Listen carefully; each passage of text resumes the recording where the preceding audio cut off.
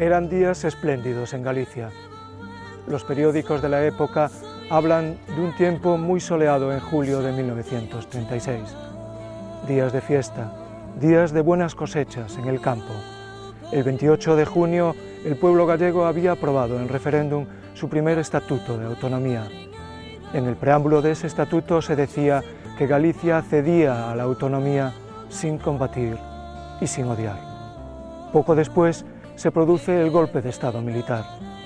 La primera medida de los sublevados fue ejecutar a los 4 gobernadores civiles de Galicia, a los mandos militares leales a la República, a los dirigentes políticos, a los líderes obreros y sindicales y a las principales personalidades de la cultura y el periodismo. En Galicia no hubo frentes de guerra, sino una caza al hombre por sus ideas.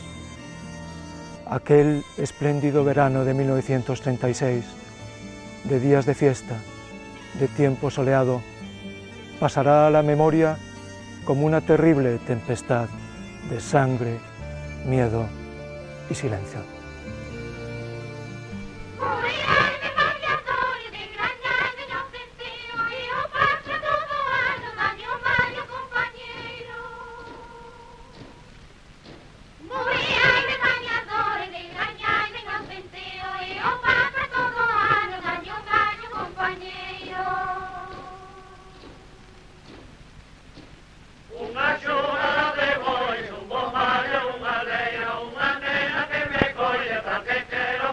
En síntesis, ¿cómo fue la película de los hechos en el golpe militar de julio en Galicia? El 19 de julio se lee en la Puerta del Sol de Vigo el bando militar, que se declara lo que hoy llamaríamos el estado de excepción.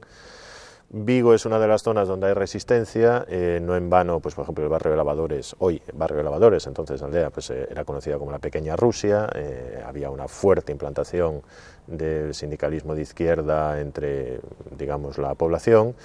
Hay varios tiroteos por la ciudad, incluso sobrevuela la ciudad un hidroavión mandado desde Tui con octavillas llamando a la resistencia en favor de la República, pero allí, como otras zonas, la sublevación triunfa, aplasta la resistencia, la aplasta por medios sumarios, con fusilamiento muchas veces inmediato de los protagonistas, de los oponentes. Quedan algunas otras bolsas de resistencia en todo el territorio galaico. En Tui, y sobre todo en la zona de Tui, se resiste hasta finales de julio. Allí la represión es feroz, precisamente porque a los condicionantes genéricos de la represión se une el hecho de que hubo resistencia. Frente a lo que ocurre con otras poblaciones de Galicia, hay una previsión por parte de las fuerzas del Frente Popular, y ya desde el 17 de julio ponen en marcha un dispositivo para prever lo que podría ser una situación de levantamiento militar, ¿no?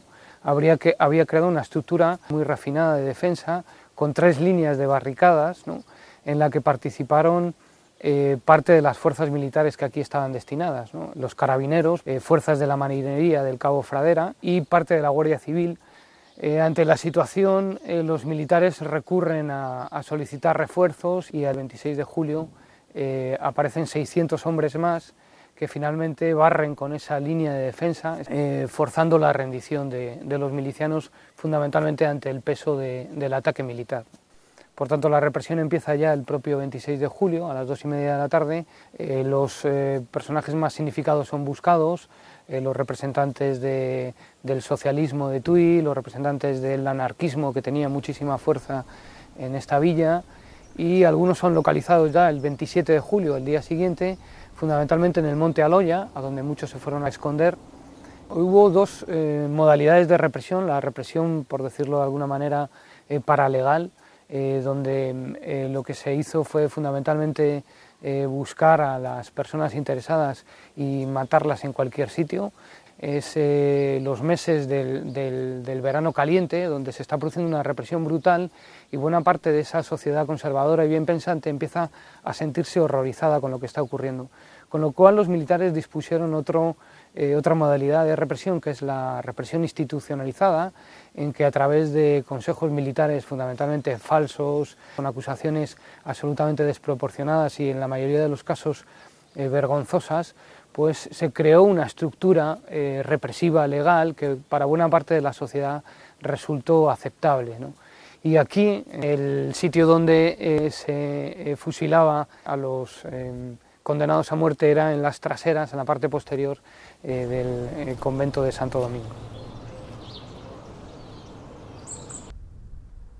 Tui y esta comarca era una zona fronteriza por la cual intentaron escapar, y muchos lo hicieron, a Portugal, aunque Portugal es verdad que era un territorio muy complicado porque había también una dictadura que colaboró rápidamente con el régimen, pero aún así había medios para intentar instalarse en Portugal de manera razonable, porque también las fuerzas de izquierda portuguesas colaboraron, ¿no?, solidariamente con muchos de los republicanos que escaparon a Portugal. El Miño, o Pai Miño, entre Galicia y Portugal fue el río de la vida y de la muerte. Por un lado, vía de escape para muchos huidos, por otro, una trampa mortal para personas perseguidas, cientos de ellas entregadas por la policía de Oliveira Salazar, el dictador portugués, a la policía franquista y a la falange española. Con este motivo, Castelao, la principal figura del galleguismo del siglo XX, escribió una carta al dictador Oliveira Salazar que tuvo gran eco internacional y que, entre otras cosas, decía: ¿cree usted que los buenos gallegos, enlutados para siempre, pueden vivir sin maldecirlo? Pues nosotros le decimos que usted causó el luto de muchas familias gallegas por no abrir generosamente las puertas de Portugal. Y le decimos más: usted será para los supervivientes de Galicia algo menos que un asesino, será un cómplice de asesinos. ¿Qué pasó aquellos días de julio de 1936? Que yo tenía 15 años y un día no empezaron las sirenas, ya de madrugada, los barcos. ¿Qué será? ¿Qué será?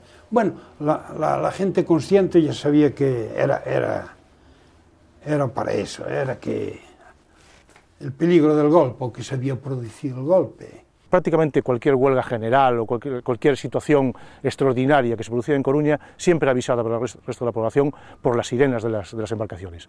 No fue menos cuando el 18 de julio, cuando se supo el golpe militar en África, que lo primero que sonaron fueron estas sirenas, y después se tuvo un poco como la señal para hacer cualquier cuestión.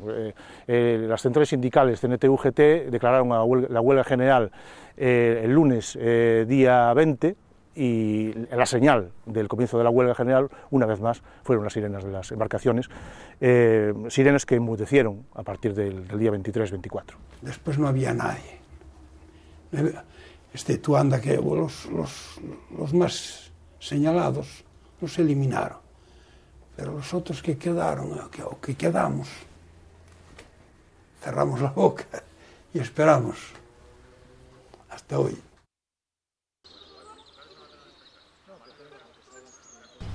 Bueno, este centro de Fornelos refleja la capacidad asociativa que había en Galicia, ¿no? Sí, de hecho yo creo que no es casualidad que el 19 de julio del 36 los facciosos o sus partidarios, no sabemos si de aquí pero en todo caso de la zona, viniesen o escogiesen como blanco de sus iras este edificio, porque este edificio lo quemaron de hecho, ¿no? Y ya continuaron en este estado pues hasta el día de hoy. Yo creo que no es casualidad, porque este edificio fue inaugurado en mayo de 1931, fue inaugurado gracias a las donaciones enviadas desde Buenos Aires por los emigrantes de esta parroquia asociados, que se llamaba Juventud de Fornelos y Anexos, que después se integró en la sociedad del ayuntamiento, que era la Unión Progresista de Salvaterra de Miño. De hecho, la inauguración, esa fiesta, es un acontecimiento en toda la comarca, ¿no? Congrega aquí a gentes de toda Galicia. Claramente es una fiesta republicana, laica, vienen todas las sociedades agrarias con sus estandartes, traen oradores de Ponteareas y de Vigo, ahí está Madogarra, por ejemplo, y bueno, ya vimos que los directivos de la sociedad agraria pues se reúnen con toda la ceremonia delante de la tricolor y delante del retrato de Galán y de García Hernández, los héroes de Jaca, ¿no? Bueno, en todo caso estamos hablando de una metáfora de muchas en su propia historia, tanto lo que se representó como esperanza y el final trágico. El final trágico que tuvieron, es decir, hoy hablamos de la emigración en otros términos, ¿no? En Galicia. Sin embargo, yo creo que el hecho de que este edificio todavía esté en pie, al mismo tiempo que esté como esté, pero lo que significó la cantidad de ahorros que canalizó por parte de muchos emigrantes anónimos, dice muy bien de un pasado en el que la Galicia de Allende el Mar, ¿no? De Alenmar, como diríamos en gallego, y la Galicia de aquí se complementaban perfectamente. Es decir, pero donde la emigración era en buena parte un foco de esperanza y un foco de ideas renovadas.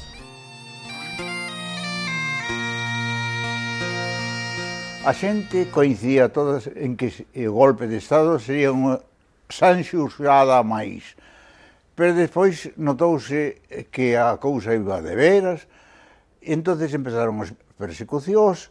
Moitos dos amigos, como Ángel Casal, como Díaz Baliño, como outros, despois fusilados, esos paseados e fusilados, como Bóveda ou Vítor Casas, cos que convivía, que eran amigos meus. Todo isto xa nos induciu a pensar xa o que iba a ser a cousa. Hai que darse cuenta de que el Partido Galleguista estaba en el Frente Popular. Y todo lo que estaba en el Frente Popular, las noticias, las órdenes que llegaron del general Mola eran de que eliminara todo lo que pertenezca al Frente Popular. Y claro, cayeron el Partido Galleguista, formando parte del Frente Popular, pues ahí lo diezmaron, ¿no? Eu, que convivía con todos eles e actuaba na propaganda galeguista, era propaganda do Estatuto Galego do 36, naturalmente, pois, era unha vítima propiciatoria como os outros para ser castigado. Por ejemplo, con Paco del Riego me tropecé, yo ya sargento de automóviles, en la Plaza Mayor de Salamanca. Y digo, del Riego. Y Paco se vuelve, coño, y con una cara de preocupado, me dice, pausa, por favor, llámame Paco. O sea que el apellido del Riego, efectivamente, había el himno del Riego. De maneira que a actuación miña naquela época limitouse a agardar e a esconderme. Pero cando cheguei a Vigo, fun ao despacho de Paz Andrade, con tal, houve a coincidencia de que a miña chegada coincidiu coa súa detención por un escrito que dirixiu en defensa dos panadeiros. Meteron na cadea, e entonces eu refugiei-me no seu despacho. E ás 9 da mañá estaba sempre ali. O primeiro día, ao chegar, sonou o teléfono e preguntaron, señor del Riego? E eu dixen, quen pode saber que estou aquí? E xin, al aparato. Dice, sabe usted que está viviendo con permiso del enterrador? E colgoume o teléfono. O día seguinte repetiuse a mesma escena e o terceiro día o igual. Pero o cuarto xa non levantei o teléfono. Non pasou máis que eso, pero claro, naqueles momentos que le digan esas cousas, hai que imaginar o que supoña e o que significaba.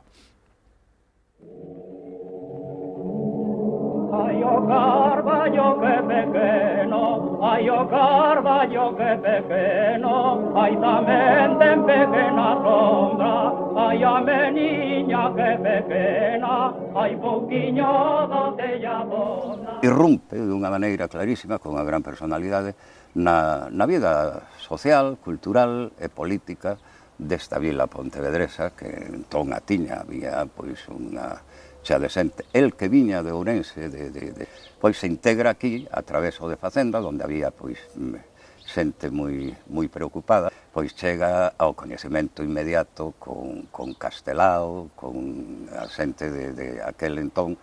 Castelao define ao seu pai como motor de explosión do movimento galeguista na Galicia republicana. Xoga tamén un papel decisivo no impulso do Estatuto de Autonomía. Convértese tamén nun símbolo. Sí, convértese nun símbolo porque, como ben dis, si foi o seu esforzo máis grande nos últimos anos, logo de crearse no 1931, o Partido Galeguista, do que ele é secretario de organización e que fai medrar un grupo minoritario, convertilo en un grupo de gran acción e de gran impulso. El tamén axuda a impulsar o Estatuto Galego do 32, levado máis tarde ao plebiscito no 36, con tan mala fortuna que entón estalla a subversión, o chamado alzamento nacional, que a rebelión dos militares contra o poder legítimamente instaurado. En fin, unha vez que triunfan os revolucionarios, a toda esta xente que digo que lles estorbaba, os que interesaban como máis importantes, según eles decían, o sea, que tiñan máis intensidade activista ou que tiñan máis capacidade de comunicación coa xente, nada, suicio sumarísimo. Os militares rebeldes acusan de alta traición polo movimento das armas contra a patria que eles queren instaurar, e de aí non se salva ninguén. As penas xa van feitas. Unha vez que chegan ao tribunal, o tribunal é un tribunal dos militares sublevados, de modo que quen cae en esa rede non se zafa. Era un home inquietante para este tipo de xente que se permite xuzgalo e despois sacrificalo. Queren os descendentes de Alexandre Bóveda que se revise ese suizo, ese Consello de Guerra sumarísimo?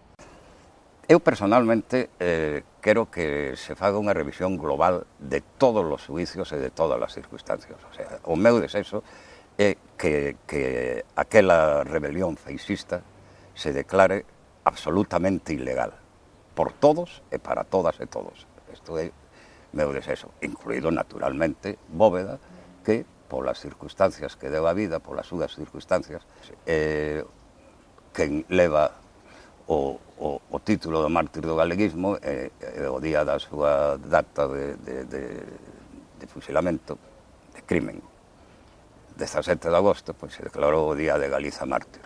Naturalmente, o protagonismo de Bóveda non o imos a rexeitar.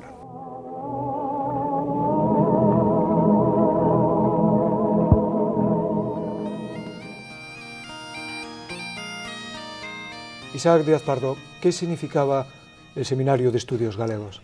Bueno, el significado, el Seminario de Estudios Gallegos era una entidad semejante, pero aún más profunda que el Instituto de Estudios Catalanes. Era una entidad interáreas en que se estudiaba todo, desde la geología, la arqueología, la economía, había, en fin, todo lo que representaba. Ahora, era una institución al servicio de Galicia. Estaba presidida por un galleguista que era Otero Pedrallo y estaban metidos Castelao, Bóveda y otros muchos más que mataron. Uno de los miembros, por ejemplo, importantísimo del Seminario de Estudios Gallegos, Ángel Casal. Ángel Casal lo machacan el 19 de agosto, justamente el mismo día y casi a la misma hora que machacaron a García Lorca, es decir, el autor de los 6 poemas gallegos y el editor de los poemas gallegos, los machacaron casi a la misma hora, con una distancia de 1000 kilómetros. Estáis los galleguistas con el federalismo. Lo primero aquí es la república. ¿Estáis muy seguros de que saldremos bien de esto? Sí, lo estoy. La sublevación del ejército se extinguirá pronto. Es solo un accidente, un inconveniente en el camino hacia la República Federal. ¿Un inconveniente? Pues yo creo que las cosas están bastante peor. Y la mejor prueba eres tú mismo, excelentísimo señor Casal. Eres el alcalde de la ciudad y aquí estás, en prisión. Creo que estamos ante algo más que un inconveniente. ¿Qué recuerdo tiene de su padre y cuál fue su suerte? ¿Qué ocurrió con él? Era también del seminario, ¿no? Es uno de los que cayeron del seminario. Pero a mí no me parece muy elegante utilizar el nombre de mi padre para las cosas, ¿no? Hombre, yo soy hijo, lamento mucho de lo que pasó. Yo tuve que esconderme también. Yo trabajaba con mi padre en el taller, hicimos allí toda la propaganda galleguista y tuve que esconderme también. Estuve 6 meses en un piso de La Coruña sin salir de él. Cuéntenos la historia de este cuaderno tan especial, el cuaderno de Camilo Díaz Baliño en la cárcel de Santiago. Mi padre lo metieron en la cárcel una semana o algo más, del 18 de julio. Y el 13 de agosto lo mataron, así que no fueron muchos días que tuvo para hacer el cuaderno este. Sí, está, en primer término está el segundo alcalde que lo mataron, claro. Este otro, Comesaña, se salvó porque era cubano, ¿no? Luego el Nécoras, un viejo anarquista, lo mataron, claro, por supuesto. Y este otro era maestro nacional, caballero rubio. Este también, el alcalde de Boiro. Sí, no, hay más que esos, ¿eh? Porque usted, hay una circunstancia, usted tuvo, ¿cómo llega de Santiago a Coruña? Bueno, lo hicimos, yo un poco disfrazado, con una gorra y tal, salimos en Castromil. Me vinieron a buscar el tío este, me vino a buscar y salimos para Coruña. Pero en el camino el Castromil se tuvo que parar porque por 6 veces aparecieron gentes cuneteadas, ¿no? Pero no estaban en la cuneta, sino estaban entre la cuneta y el centro para sembrar el terror de que este fue el gran drama.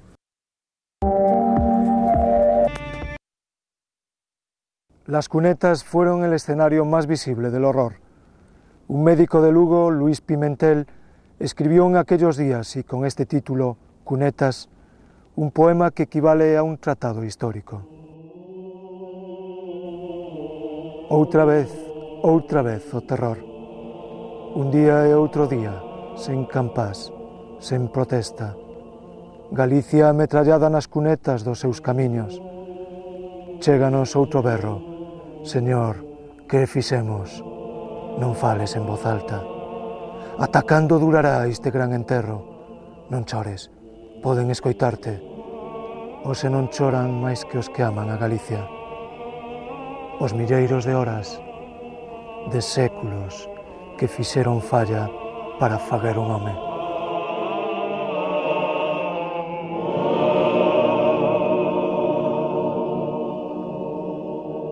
¿Qué papel representan las cunetas en la propagación del terror en Galicia?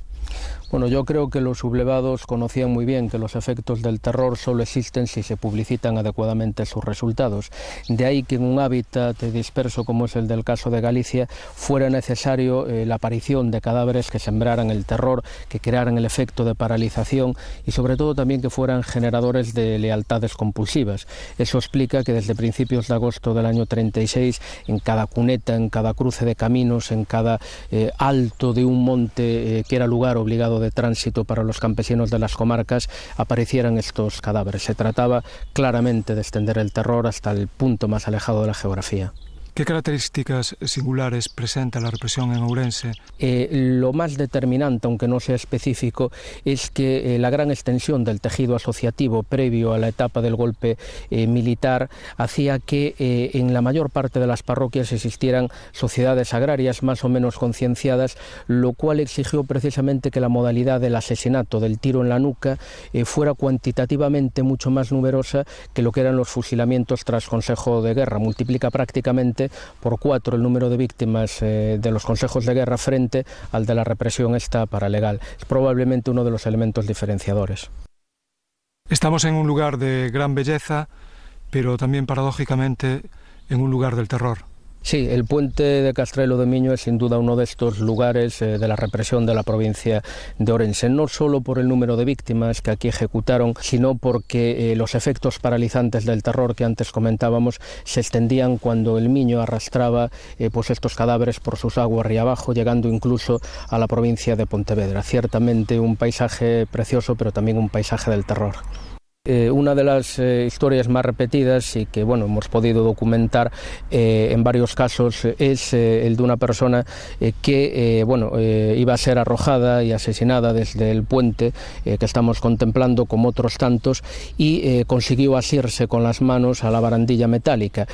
Tal fue así que tuvieron que cortarle los dedos para que se pudiera soltar y contra todo pronóstico esa persona no se desangró en el agua, consiguió aguas abajo salir a flote, y años después acudió a la taberna de uno de los falangistas que formaba parte de la que iba a ser su partida ejecutora, pidió una jarra de vino y al servírselo y ver el falangista, el antiguo falangista, que no lo tomaba, le preguntó si no le gustaba, a lo que le respondió: sí me gusta el vino, pero no puedo cogerlo porque tú y los tuyos me cortasteis las manos.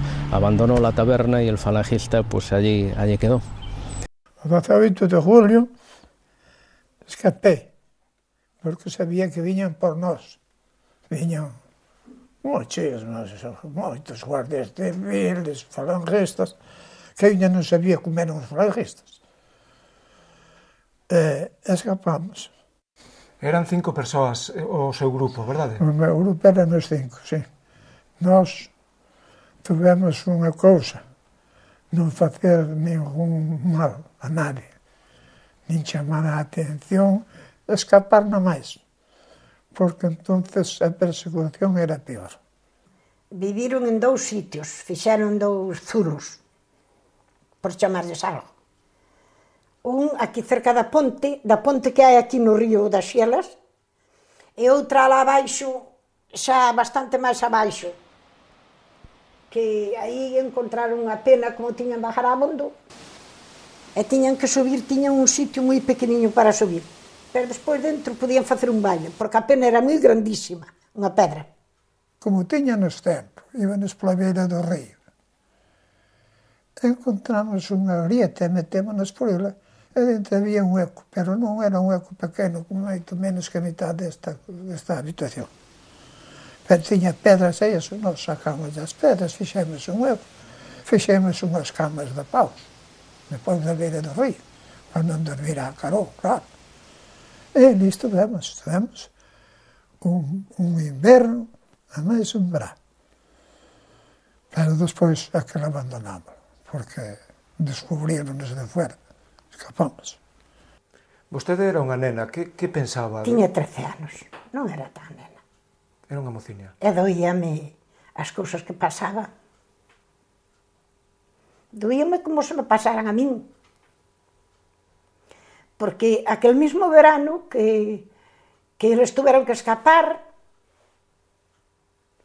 eu veo un día a Guardia Civil, estaba eu sola na casa, eran 4 guardias e máis un que tiña unha taberna en Berines que viña con eles. E subiron para arriba e empezaron a preguntar: súa hermana non é novia de un revolucionario? Dixen eu, non, señor. Pero que ela tiña unha vara, así sería, non era de 1 metro de largo. Xa me pegou unha zorrajada así por un lado, unha vara de bimbio. Eu dixen, non é verdad. E ele insistíame que sí que era verdad, que dixese onde estaban escapados. E pero que non me vou dicir se eu non sei nada deles, se vou levar de comer todos os días. Pero non yo dixen. Dixen, eu sei que meu irmán que falta hai moito tempo, pero eu non sei nada deles. Como lle vou dicir a usted o que non sei? Cando lle falaba así algo tal, pamba, pegoume 4 ou 5 zorrajadas. Hasta que un dos guardias dixo, déjala, hombre, que é unha niña. Nos tiñanos que pensar onde tiñanos que poñer os pés, porque chegaron a tal extremo de seguirnos polo rastro. Pero eu aprendín cando era neno de miña mãe cando perseguían a Cristo, que lle cambiara as mulas as ferraduras á mula, e seguirían o rastro, pero en vez de andar para diante, andaban para atrás. Ali non había que dar señales de vida. Solo que nós tiñanos unha ventaxa. Tiñanos os veciños que nos apoiaban. A nosos veciños había un, ali que está ao lado, que era un chivato, pero o resto todo o mundo víanos, calábamos e protegíanos, no que nos facía falta. Nesas condicións de aillamento, vostedes tiñan noticias do que estaba a pasar, do que sucedía fora? Nós díanos moito a prensa portuguesa, que había un home que non la traía, que era un viaxante de Santiago, e nos traballábamos facendo xoguetes, facendo zocas, porque o meu pai era zoqueiro, facía zocas. Nos ganamos a vida de escapados, facendo xoguetes e vendéndolos ese home, que era viaxante, era músico da banda de Santiago. En que momento decidiron que era o momento de sair? Porque entonces houve unha orden de que non tuvera as máis manchadas en sangre, que non lle pasaba nada. E nós, naturalmente, cansados desa vida, digo, bueno, pois paso o que queira, nos entregámonos. Canto tempo levaban xa? 4 anos, non? 4 anos e 32 días. Lembrase aínda algunha vez desas noites pasadas ali fuxido? Bueno. Veñen ao recordo algunhas veces esas noites? Sí, veñen ao... Eso non se olvida, Eso non se olvida jamás. Eso vai con unha sepultura. Eso non se olvida. E meu irmán daba escapado. Eu via chorar a miña mãe moitas veces, entonces eu tamén sofría. Despois prenderon outro irmán, que era 2 anos maior que min, que tamén era un cativo. Entonces as cousas non se olvidas. Nunca. Pero miña sogra sí. Que penso, Dios mío, como fixo esa muller. Porque lle mataron 4 homes xuntos. Outro que despois foi o meu marido, que tiña 20 anos, ou 21, escapado. Había que mantelo. E non era como o que comía na casa, que comía do que había. Habíalles que levar ao monte para que poideran comer. Miña mãe tiña que manter a outro. E eran pobres. Éramos moitos irmáns. E voulle dicir, non porque fose o meu home, pero era un gran compañeiro, un gran home, e un gran pai, moi bon pai, moi bon. Eu creo que os irmáns eran igual. Era justo, o que non quería pai non facía a naide, e se o corrieran daquela mataban o igual.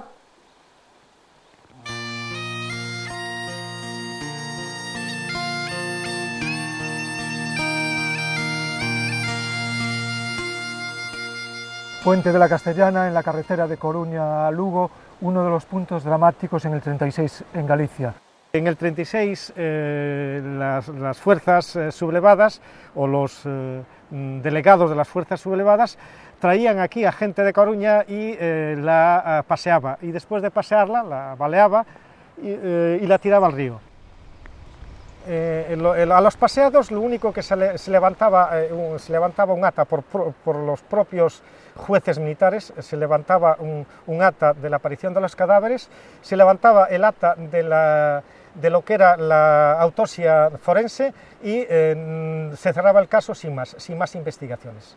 No se preocupaban de buscar responsables porque además los propios ejecutores dejaban un aviso para que las autoridades civiles no interviniesen en estas cuestiones. El aviso era que por lo menos uno de los ejecutados recibía un tiro en el estómago como señal de que aquellas personas fueran ejecutados, digamos, legalmente, entre comillas.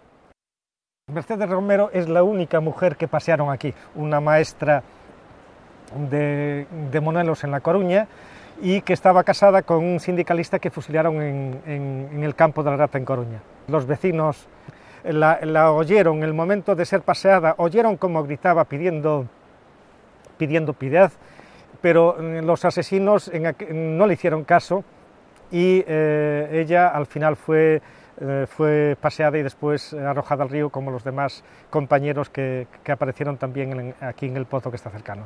¿Cuál era el comportamiento político en Galicia en el momento en que se produce el golpe? Pues a pesar del estereotipo es una zona que apoya mayoritariamente la República, es una zona que acaba de votar un estatuto de autonomía, es una zona donde en 3 de las 4 provincias ha ganado el Frente Popular las elecciones, pero tenemos muchos indicios de que no solo en las ciudades y en las villas, en las cabeceras de comarcas, sino que también en muchas zonas rurales estaba penetrando un sentimiento de adhesión inquebrantable a la República junto con un sentimiento de reforzamiento de los referentes de identidad gallegas. ¿Qué papel desempeña Galicia en la retaguardia de la España franquista? Galicia sobre todo despensa y proveedora de soldados de leva. Despensa, toda la producción agropecuaria gallega se orienta hacia producir patatas, carne, digamos alimento para la mal llamada España nacional, ¿no? Y por otro lado, sobre todo a partir de que los franquistas prácticamente casi desde el primer momento reinstauran el servicio obligatorio y empiezan a llamar quintas, Galicia proporciona casi una cuarta parte de los soldados de leva del ejército franquista, incluso, bueno, era un cierto estereotipo que los soldados del ejército franquista que no eran extranjeros eran en buena parte gallegos. Eran en buena parte gallegos, pero muchos de ellos en el fondo desleales. Don Avelino Pousantelo, en mayo de 1936, aprueba unas oposiciones para magisterio. Por su personalidad, progresista, republicana, galleguista, figura en las listas, en los objetivos de los sublevados. ¿Cómo salvó su vida? Pues salvé mi vida un poco de milagro, de buena suerte, porque ahí no valen virtudes personales en absoluto. Yo me quedé pendiente de lo que decía la radio. Bueno, primero, yo estuve requisando armas para defender la República. El hecho de requisar armas era ya figurar en un consejo de guerra, figuré en 2, pero no aparecía. ¿Y dónde estaba? Pues me salvé metiéndome en la boca del lobo. Me reincorporé a Coruña después de andar mes y pico durmiendo en casas de amigos, intentando pasar a Portugal. Pero yo viendo cómo iban las cosas, viendo tal, le dije a mi padre, yo me voy a presentar a Sanidad a Coruña. Y me mandan a los 2 días ya al frente del Guadarrama. Esa fue mi salvación. O sea, los mandos franquistas, eso lo sabemos, tenían bastante desconfianza hacia sus soldados gallegos, genérica, porque sabían que había un número de pasados o de gente que se quería pasar bastante alta, ¿no? Recibo una carta de esas que me escribían mis hermanas, en que me decían que mis amigos de Negreira, yo entendía la cosa, me decían que convenía esgueirar. Esgueirar es en barallete, es darse el bote, escaparse. Y entonces yo... hubo una noche que me quedé en una zona anterior a esta y yo sabía que en un lado, 6 kilómetros en un lado y que 6 o 7 a otro, no había posiciones. Había unas alambradas y había unos campos minados que esto sí que no lo sabía yo. Y yo anduve varias horas por un campo minado, despistado por completo.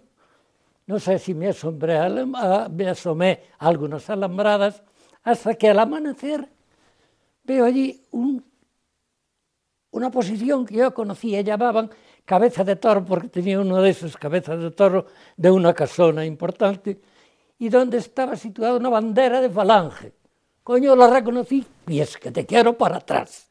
Y dijeron, coño, anduvimos buscándote ahí toda la noche, compañeros.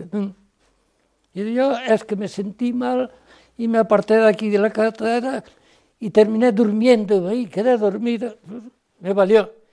Durante meses, durante 2 o 3 meses, yo estaba esperando que me iban a cazar. Estaba en una situación anímica como deben tener los condenados a muerte. Te van a coger y te cargan. No tienes salvación.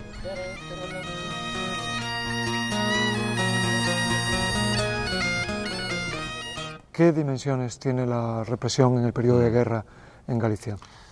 Todavía es pronto para dar cifras, porque recién ahora estamos empezando realmente a indagar toda una serie de fuentes complementarias, archivos militares, etcétera. Pero podemos, así grosso modo, decir que hubo entre mínimo 5.000 muertos directamente por causa de la represión directa, y a partir de ahí podemos llegar tranquilamente a los 7, 8, incluso 10.000. Creo que podremos completar el cuadro en unos años. Podemos completar el cuadro de la represión directa, que incluye tanto la legal como la paralegal, la que tenía forma de juicios, como la ejecutada por escuadras del amanecer o por bandas de lo que hoy llamaríamos incontrolados, aunque estaban bastante controlados, y los muertos en las cunetas. Ahora bien, ¿cómo vamos a calibrar o cómo vamos a poder medir cuánta gente se murió de la neumonía que contrajo después de estar 2 años en un penal? Sedíame una ermida de San Simón, cercaron mi asón. Manuel, estamos en San Simón, en la ría de Vigo, un pequeño paraíso. Fue la cuna del primer poema de amor en los cancioneiros, en el tiempo medieval, pero también esconde una historia terrible. En 1936 se convierte en prisión. Usted estuvo aquí. Ahora, después de tantos años, ¿qué primera sensación le viene a la cabeza? Después de tantos años, pues ves aquí una nostalgia, ¿no? Una nostalgia pensar que has pasado aquí un año, que ha pasado mucha gente aquí y que, bien, está esto completamente desconocido para mí, ¿no? Entonces, pues, de todas formas sientes ese dolor de estar aquí con todos esos compañeros que no existen ya. ¿Qué edad tenía usted, Manuel? Yo no cumplía los 16 años. De su tiempo de estancia en San Simón, ¿cuál fue la experiencia más fuerte? Bueno, en San Simón, cuando mataron a los asturianos, y vi la lancha y vi a los falangistas y policías nacionales, y el Padre Nieto. Entonces habíamos ya supuse de que había algo, ¿no? Y entonces al poco tiempo pues sentimos las descargas y eso lo pasamos bastante mal. El Padre Nieto pues vino por 2 años, me parece que nada más. Y no sé si fue el último año. Empezó por los mandamientos. Empezó el primero, amar a Dios sobre todas las cosas. ¿Y qué le vamos a decir a esta gente de amar? Si no sabe lo que es amar. Si supiera lo que es amar, se amarían a ellos mismos y no estarían viviendo en pecado mortal. Estos incrédulos, estos sin Dios. Bueno, y fue así, hilvanando todos. Pero cuando llegó el quinto, antes del quinto, hizo una pausa y dice, bueno, veo que están todos con los ojos muy abiertos, esperando el quinto. Pues el quinto ahí va, el quinto no matar. Pero igual como el campesino va a sus campos a sacar las malas hierbas para que no estropeen la cosecha, así hay que hacer en España, sacar a esos incrédulos, esos hijos de la pasionaria. Estando na ermida do altar, cercaron as ondas grandes do mar.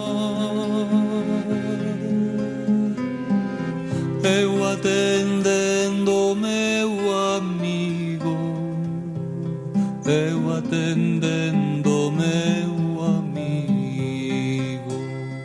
Era el primer día que iba a ir yo a conocer a su madre, iba a ir yo a su casa, y estábamos llegando a su casa que vivía en la calle de las Ruedas, en Santiago, y salió la Guardia Civil, había una taberna allí, salió una pareja de la Guardia Civil y lo detuvieron, le dieron una paliza tremenda, lo dejaron allí tirado, sangrando por las narices, una cosa horrorosa, ¿no?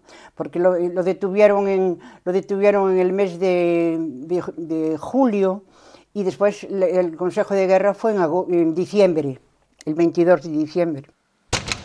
Y lo condenaron a muerte junto con todos los que condenaron a muerte, todos los de mi pueblo. Él con él, y los fusilaron a todos, que eran 14, menos a él lo indultaron gracias a las gestiones que hizo la Embajada de Cuba. Nosotros estábamos bien, pues estaba en Santiago, estaba cerca, podíamos verlo y todo, pero tuvo problemas con un preso común que querían involucrarlo y entonces lo querían hacer un nuevo juicio, ¿comprendes? Y había cosas, mentiras, ya no recuerdo exactamente cómo fue todo, pero entonces fue cuando gestionamos para que lo trasladaran de la cárcel de Santiago a La Coruña.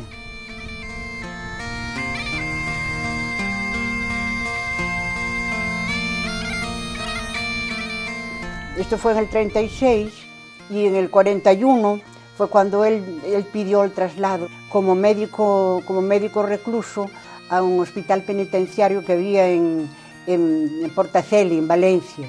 Y él estuvo allí desde febrero del 41 hasta agosto nada más, porque entonces fue cuando se hizo la gestión esa de concentrar a los presos cubanos en la cárcel de Vigo para expulsarlos de España, y fue cuando ya lo trajeron él para Vigo. Y después lo pusieron en libertad, por cumplir la condena. Pero Paquiño empezó a ir a ver a los que estaban en el monte, y yo tenía un miedo horroroso que le pasara algo, ya te puedes imaginar. Y venía con los zapatos todos llenos de lodo, y, ay, por Dios, Paquiño, yo embarazada, yo ya estaba embarazada. Después voy a ir a la cárcel a verte con un niño, ay, qué horror. Bueno, aquello era tremendo. Y un día lo llamaron la Dirección General de Seguridad y le dijeron que le daban 15 días para abandonar el país y si no, que se tuviera las consecuencias. Yo llevé una alegría grandísima. Me fui de España tan contenta, no te puedes imaginar. Contentísimos. Y después, y su madre también, todos contentísimos porque saliera de aquí.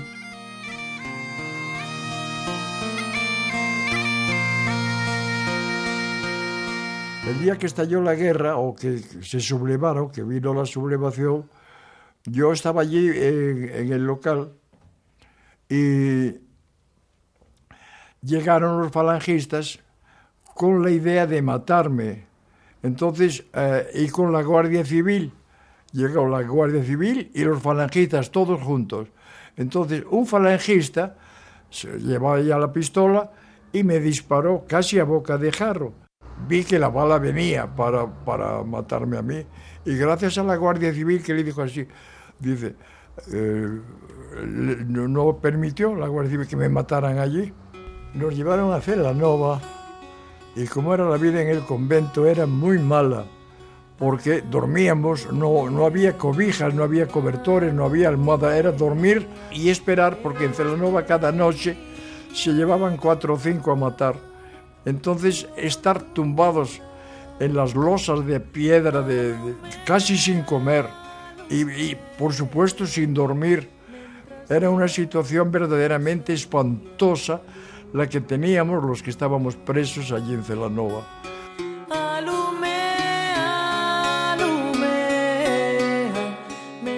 Finalmente me llevaron con otros 4 presos, nos llevaron a matar al Forriolo. Yo tuve la suerte de ir sentado el último en el asiento de atrás, y así llegamos al Forriolo. En el Forriolo sacan al primero, ven tú, con improperios espantosos, insultos, y ven al suelo, ¡bum! Yo tuve la gran suerte de ir el cuarto. Por eso dio tiempo a que llegara alguien, un ángel de la guarda para mí, que me salvó y me permitió que volviese a la cárcel. Y gracias a eso estoy vivo y estoy contando la historia. Y entonces ahí hubo una posibilidad de ir como voluntario legionario a la Legión extranjera, a la Legión... Y yo me enganché en eso como única manera, a tabla de salvación. Era un comandante de aviación galego, Jacques Canucho. Este era amigo mío, mi marido dijo, ¿qué haces que no estás en aviación? O ve que esto aventura da Legión, que tal... o que quería era fugir, ¿no? Entonces, pues dice, no, ahora mismo te te vas a aviación, unha orden rápido, meteme na aviación, hasta que logo tamén a aviación serveume para fuxir. Conseguí pasarme ao bando republicano porque llegué con unos individuos, con un fulano que estaba entrenando en Sevilla, entrenando nuevos pilotos, y estaba dando clases y entrenando. Entonces llegué yo y le dije, oye, tengo ganas de conocer la Itálica famosa. ¿Me dejas dar un garbeo, decíamos nosotros? ¿Me dejas dar un garbeo ahí de 5 minutos? Digo, sí, hombre, ahí está, toma, coge el avión, pero no tardes, aún me está esperando. Penso que os republicanos teñan razón, penso que os republicanos eran o mellor que lle podía pasar a España naquele tempo, e sigo pensando agora tamén. Penso que o fascismo era o peor que podía vir a este país. Isto é o que a opinión miña. Nunca deixei de creer nos ideales de libertad, de república e de eso. Nunca. Ese sitio, Campo de Ratas, fue donde machacaron mucha gente, donde fusilaron de una forma arbitraria a tantos coruñeses y a tantas gentes que quisieron. El pueblo de La Coruña, sobre todo, reclamaba, cómo no se recuerda, porque se acordaba, os acordabais todos los coruñeses, os acordabais de lo que había pasado allí. Y un día el ayuntamiento y el Ateneo republicano pidieron que se hiciera un monumento allí, y no sé por qué me dijeron que me pidieron a mí que hiciera algo para que no vuelva a suceder lo que sucedió en el año 36. Es conveniente recordar lo que sucedió allí sin acrimonía ninguna, sin odio para nadie, sabiendo perdonar. Hasta aquí algunos episodios de aquella terrible tempestad de 1936, el mayor baño de sangre que recuerda Galicia. Que el quinto mandamiento, no matarás, sin excepciones, sea la primera seña de identidad en esta tierra y de nuestra humanidad. Amén.